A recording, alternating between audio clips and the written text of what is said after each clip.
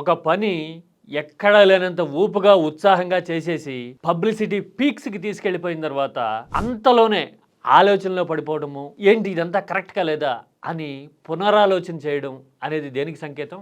All is not well, that decision is not properly taken అనే అనుకోవాలా? లులు విషయంలో అధికార కూటమిలోనూ ప్రభుత్వ నాయకత్వంలోనూ సందిగ్ధ ధోరణి, అసలు కరెక్ట్గానే చేశామా అనే సంశయం రావడానికి కారణం ఏంటి? బెజవాడ నడిబొడ్డున 4.15 ఏకర్స్ ఖాళీ చేయించి మరీ ఎందుకు ఇస్తున్నారు ప్రైవేట్ వ్యాపారానికి అని అడిగితే అడ్డగోలుగా ఎదురుదాడి చేశారు కదా కొద్ది నెలల కిందటే.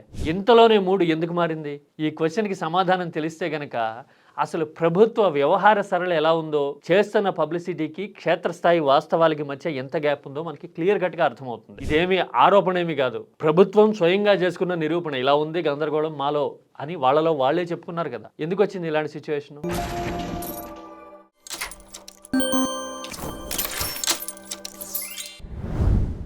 లులు మాల్ అనే పేరు ఏపీ ఈ మధ్యన కాదు, దాదాపు 6-7 సంవత్సరాలుగా వింటోంది. హైదరాబాద్ కంటే ముందే లులు మాల్ వైజాగ్లో పెట్టేయాలనుకుంటే 2019లో అధికారంలోకి వచ్చిన జగన్ వాళ్ళని వెళ్ళగొట్టేశాడు అనే ప్రచారంతో మొదలుపెట్టి మళ్ళీ అధికారంలోకి రాగానే ప్రత్యేకంగా లులు మాల్ వర్తకుణ్ణి పిలిపించి గల్ఫ్ దేశాల నుంచి శాలువా కప్పి సత్కరించి మీకు ఏం కావాలో తీసుకోండి, టిక్ పెట్టుకోండి, మీరు మీకు ఇచ్చేస్తాము అని మ్యాప్ని పరిచేసింది కదా ప్రభుత్వం. వైజాగ్లో భూ కేటాయింపు చూసి హవ్వా అని జనం ఆశ్చర్యపోతే, విజయవాడ వ్యవహారం అయితే మరింత విడ్డూరం. అక్కడున్న బస్ స్టాండ్ ను కూడా తరలించేసి 4.15 ఏకర్స్ వాళ్ళకి ఇవ్వడం, జీవో 137 ఏమో రిలీజ్ చేయడం చూసేశాం కదా. తీరా 2-3 నెలలు గడిచిందో లేదో అసలు లులు కొండెక్కి కూర్చుంటోంది, రకరకాల షరతులు పెడుతోంది, ఇది కరెక్ట్గా లేదు అని ముఖ్యమంత్రి మదనపడిపోతున్నారు అని ఆయన మనసులో దూరి చెవిలో ఉండి వినే అర్థం చేసుకునే మీడియానే రాసింది. ఆ తర్వాత పవన్ కళ్యాణ్ అభ్యంతరాలు రైజ్ చేస్తున్న క్వశ్చన్స్ అయితే మరింత విచిత్రంగా ఉన్నాయి. ఏం చేస్తారు లులు మాల్, గోమాంసం ఎక్స్పోర్ట్ చేస్తారా అంటామంటే సనాతనం నిద్రలేసింది అనమాట. ఆ తర్వాత ఉద్యోగాలు ఇక్కడ వాళ్ళకి ఇస్తారా, అక్కడ వాళ్ళని తెచ్చుకుంటారా అంటే ఒకసారి హైదరాబాద్ వెళ్ళి చూస్తే అర్థమైపోతుంది లులు మాల్లో ఎవరుంటారు అనేది. ప్యాకింగ్ దగ్గర నుంచి డెలివరీ దగ్గర నుంచి మొత్తం అంతా ఒక ప్రాసెస్ ప్రకారం జరగాలి. వేస్టేజ్ ని కంట్రోల్ చేయాలి అంటే వాడు properly trained and imported employee అయి ఉంటాడు. ముందు నుంచి మొత్తుకుంటున్నది అదే కదా. అంటే నీకు ఉద్యోగాలు రావు ఇక్కడ, వాడి యాక్టివిటీ మీద కూడా వాడు ఏం ఎక్స్పోర్ట్ చేస్తాడనే సందేహాలు కూడా నీకున్నాయి. ఉల్టా నువ్వు గవర్నమెంట్ ల్యాండ్, వజ్రపు తునక లాంటి ల్యాండ్ ఖాళీ చేయించి వాళ్ళకి ఇచ్చారు.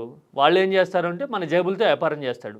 ఏదైనా చేయగలిగింది ఉంది అంటే ఒక 3-4 రకాల ఎక్కువ ఆకుకూరలు ఉంటాయి, ఒక 20 రకాల డేట్స్ అక్కడ కనపడతాయి. మన మీద వ్యాపారం చేసి ఈ డబ్బులన్నీ తీసుకెళ్లి అక్కడ పెట్టుకుంటాడు. ఇదే సౌకర్యం కదా వాడికి మనం కల్పించింది. ఇది నిజం కదా. పవన్ కళ్యాణ్ అభ్యంతరం వ్యక్తం చేస్తే ముఖ్యమంత్రి ఇప్పుడు ఆలోచన చేశారు అనే ఫీలర్ ఇవ్వాలన్నది ప్రయత్నం ఇందులో. ఒక రకంగా ఇది గుడ్ కాప్ బ్యాడ్ కాప్ అంటారే, అంటే ఇద్దరు కాప్స్ ఒకటే. కాప్స్ అంటే మళ్ళీ వేరే రకంగా అనుకున్నారు. సిఓపి అంటే పోలీసింగ్లో గుడ్ కాప్ బ్యాడ్ కాప్ అంటారు. ఎట్లాగా?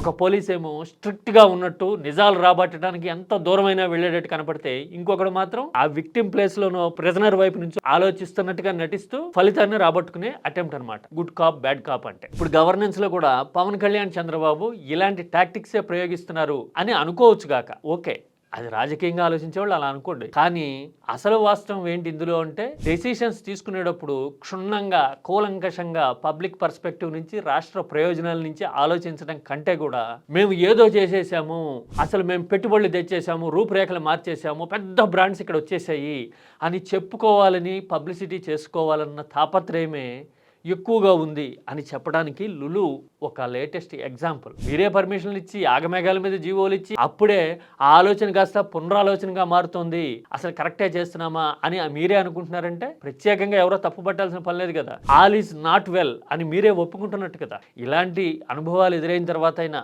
కాస్త వాస్తవికమైన దృక్పథంతో ఆలోచించి అసలు వాస్తవాలు ఏంటి, ఏది ప్రజలకు ఉపయోగం అనే ధోరణిని అలవాటు చేసుకుంటే గనక అన్నిటికీ మించి ప్రజల ఆస్తులైన ప్రభుత్వ భూములకి కాస్త సేఫ్టీ అన్న, పర్పస్ అన్న మిగులుతుంది. అది లేకపోతే కనుక నచ్చినోడికి మెచ్చినోడికి అలా ఇచ్చుకుంటూ పోయి తేడా కొట్టుతూ ఉండేసరికి అసలు పునరాలోచన చేసేశారు అనేదాన్ని కూడా పబ్లిసిటీకి వాడుకోవాలి అనుకుంటే లులు లుకలొకలాగే ఉంటుంది. లులు లకలక వ్యవహారం.